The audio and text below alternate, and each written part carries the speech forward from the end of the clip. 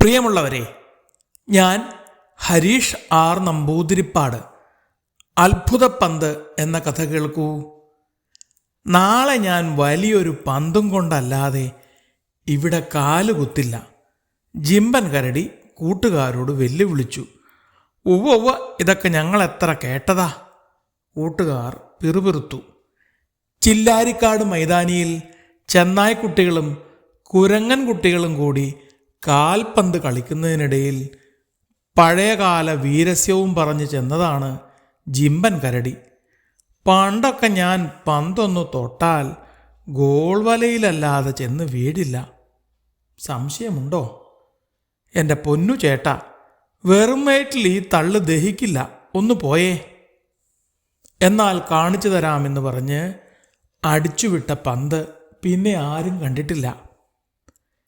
ചേട്ടൻ വേറെ പന്ത് കൊണ്ടുവന്ന് തന്നിട്ട് പോയാൽ മതി, കൂട്ടുകാർ ലഹള കൂട്ടി.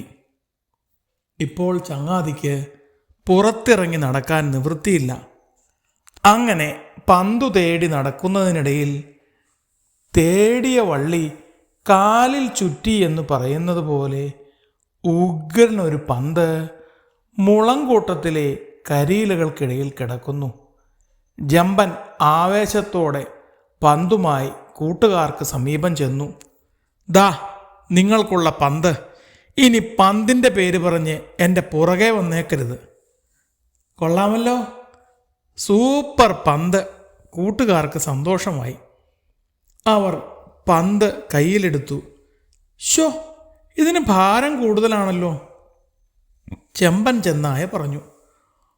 ഇതൊക്കെ ഈ ജമ്പന് നിസ്സാരമല്ലേ എന്ന് പറഞ്ഞ് ആ വലിയ പന്ത് ജമ്പൻ കാലുകൊണ്ടൊരൊറ്റയടി.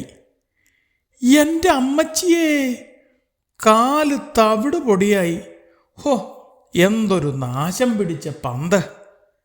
ജമ്പൻ നിലവിളിച്ചു. ജമ്പൻ തൊടുത്തുവിട്ട പന്ത് കറങ്ങി ഒരു മരത്തിനു മുകളിൽ ചെന്നു. പിന്നെ നോക്കുമ്പോൾ കാണാനില്ല. എൻ്റെ പൊന്നോ, ഈ ചേട്ടൻ തൊട്ടാ പിന്നെ പന്ത് കാണില്ല. കുട്ടിക്കുരങ്ങൻ മങ്കു പറഞ്ഞു. അതാണ് എൻ്റെ സൂപ്പർ പവർ. ജമ്പൻ ആവേശമായി. അല്ലെങ്കിലും ആ പന്ത് എവിടെ പോയി? പന്തു തേടി കുരങ്ങൻ കുട്ടികൾ മരത്തിനു മുകളിൽ ചാടിക്കയറി. പന്ത് പോയിട്ട് അതിൻ്റെ പൊടി പോലും അവിടെങ്ങുമില്ല. ജമ്പൻ പന്തെന്ന് കരുതി അടിച്ചുവിട്ടത് പന്തുപോലെ ചുരുണ്ട് ശത്രുക്കളിൽ നിന്ന് രക്ഷപ്പെടുന്ന ഈനാമ്പേച്ചിയായിരുന്നു. ചേട്ടാ, എന്നാലും ആ പന്ത് എവിടെ പോയി? കൂട്ടുകാരും ജമ്പനും ഒരുമിച്ച് തപ്പി. അപ്പോഴേക്കും നമ്മുടെ ഈനാമ്പേച്ചി ഒരു മരപ്പൊത്തിൽ കയറി രക്ഷപ്പെട്ട് കഴിഞ്ഞിരുന്നു.